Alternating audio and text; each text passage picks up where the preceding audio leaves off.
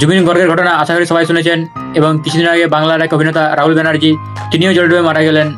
তো আজকের এই ভিডিওতে আমরা জানবো মানুষ কিভাবে জল ডুবে মারা যায়, এর পিছনে বিজ্ঞানটা কি এবং কি করলে বাঁচানো সম্ভব বা কি করা উচিত নয়। নমস্কার সবাইকে, আমি Nitish Kumar Mahato, final year MBBS পড়ুয়া। তো চলুন শুরু করা যাক। ডুবে যাওয়া বা ড্রাউনিং এটি শুধুমাত্র শ্বাস বন্ধ হয়ে যাওয়া নয়, এটি একটি অ্যাকিউট হাইপোক্সিক এক্সপাক্সিয়াল প্রসেস। যখন কোনো ব্যক্তি জলে ডুবতে থাকে তখন তার প্রথম প্রতিক্রিয়া হলো ভলান্টারি ব্রিথ হোল্ডিং, অর্থাৎ যতক্ষণ পারে সে শ্বাস বন্ধ রাখার চেষ্টা করে। এরপরে জলের র্যাপিড এন্ট্রি ঘটে নাক ও মুখ দিয়ে, এবং জল ল্যারিংসে টাচ করা মাত্রই ল্যারিঞ্জিয়াল স্প্যাজম ঘটে। আমাদের শরীরে এখানে রয়েছে ট্রাকিয়া বা শ্বাসনালী, তার পিছনে রয়েছে খাদ্যনালী। শ্বাসনালীর উপরের অংশে রয়েছে ল্যারিংস। ল্যারিংসে জল টাচ করা মাত্রই ল্যারিংসের মাসেলগুলোর স্প্যাজম ঘটে, অর্থাৎ সংকোচন ঘটে, এবং ল্যারিংসের যে দ্বার সেটা বন্ধ করে দেয়। ফলে জল বা বাতাস উভয়ই ভেতরে প্রবেশ করতে পারে না, এবং শরীরের মধ্যে হাইপক্সিয়া তৈরি হয়। হাইপক্সিয়া হলো শরীরের মধ্যে অক্সিজেনের ঘাটতি, ফলাফল হার্ট রেট ধীরে ধীরে কমে আসে, যাকে বলা হয় ব্রাডিকার্ডিয়া, এবং শেষে কার্ডিয়াক অ্যারেস্ট হয়ে মানুষ মারা যায়।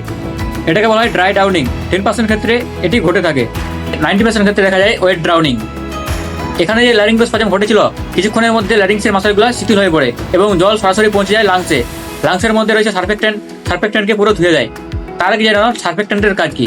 সার্ফেক্টেন্টের কাজ হলো লাংসের মধ্যে সার্ফেস টেনশন বা পিস্টোটন মেনটেন করা, অর্থাৎ লাংসকে কোলাপস হওয়া থেকে বাধা দেয়। জল এই সার্ফেক্টেন্টগুলোকে পুরো ধুয়ে দেয়, ফলে লাংসের কোলাপস ঘটে এবং ভেন্টিলেশন পারফিউশন মিসম্যাচ তৈরি হয়। ফলাফল পালমোনারি এডিমা এবং সিভিয়ার হাইপোক্সিয়া। আমাদের শরীরের সবচেয়ে সংবেদনশীল অঙ্গ হলো মস্তিষ্ক।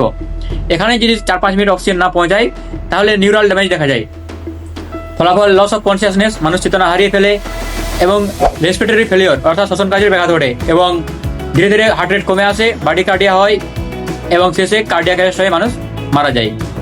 ডুবে যাওয়া মানুষকে কীভাবে বাঁচানো সম্ভব?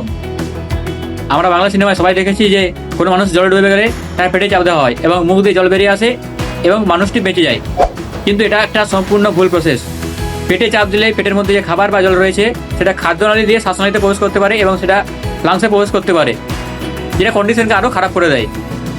ডুবে যাওয়া মানুষের প্রতি আমাদের প্রথম কর্তব্য হলো ওই ব্যক্তিকে উদ্ধার করা, নাক মুখে যেসব কাদা বা অন্য কিছু রয়েছে সেগুলো পরিষ্কার করা, এবং তারপরে দেখতে হবে নিঃশ্বাস প্রশ্বাস নিচ্ছে কিনা, নাহলে শ্বাস দিতে হবে।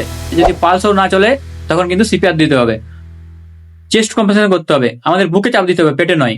সিপিআর নিয়ে পরে একটা আলাদা ভিডিও করে দেওয়া হবে।